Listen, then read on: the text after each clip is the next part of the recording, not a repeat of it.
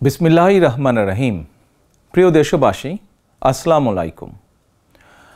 গণহত্যাকারী হাসিনার পলায়নের মধ্যে দিয়ে 15 বছরের ফ্যাসিবাদী শাসনের অবসানের পথ উন্মুক্ত হয়েছে। তাই দেশে জবাবদিহিমূলক গণতন্ত্র প্রতিষ্ঠার এখনই শ্রেষ্ঠ সময়। লাঞ্ছিত, বঞ্চিত, অধিকারহারা মানুষ একটি স্বাধীন, নিরাপদ এবং মর্যাদাকর জীবনের প্রত্যাশায় উন্মুখ হয়ে রয়েছেন। জনপ্রত্যাশা পূরণের জন্য একটি নিরাপদ এবং মানবিক বাংলাদেশ গড়ার এখনই শ্রেষ্ঠ সময়। ফ্যাসিবাদী শাসনের অবসান ঘটিয়ে দেশের গণতন্ত্র, মানবাধিকার, ভোটের অধিকার প্রতিষ্ঠার জন্য গত 15 বছর ধরে গণতান্ত্রিকামী মানুষ আন্দোলন সংগ্রাম অব্যাহত রেখেছিলেন। আন্দোলন করার সময়, আন্দোলনরত অবস্থায় এই সময় অসংখ্য মানুষ গুম হয়েছেন, অসংখ্য মানুষ হয়েছেন খুন, অপহৃত হয়েছেন বহু মানুষ, অনেকে চিরতরে হয়েছেন পঙ্গু। আন্দোলন সংগ্রামের ধারাবাহিকতায় শেষ পর্যন্ত ছাত্র জনতার ঐতিহাসিক গণ অভ্যুত্থানে গণহত্যাকারী হাসিনা দেশ ছেড়ে পালিয়ে যেতে বাধ্য হয়েছে।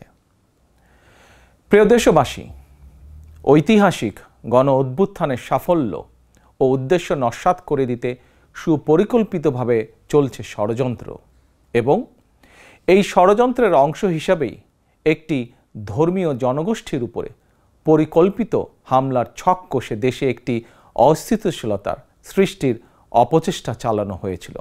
তবে হাসিনা পতন আন্দোলনের পক্ষের শক্তি এবং অন্তর্বর্তী সরকারের সময়োচিত পদক্ষেপের কারণে বিতাড়িত অপশক্তির পরিস্থিতির অবনতি ঘটাতে ব্যর্থ হয়েছে। কিন্তু তারপরেও তাদের ষড়যন্ত্র থেমে নেই। কিন্তু গণ অভ্যুত্থানে চেতনা ও লক্ষ্য সুসংহত করতে হলে বিতাড়িত গণবিরোধী শক্তিকে আইনের মুখোমুখি করার পাশাপাশি জনগণের রাজনৈতিক এবং অর্থনৈতিক ক্ষমতায়ন অত্যন্ত জরুরি।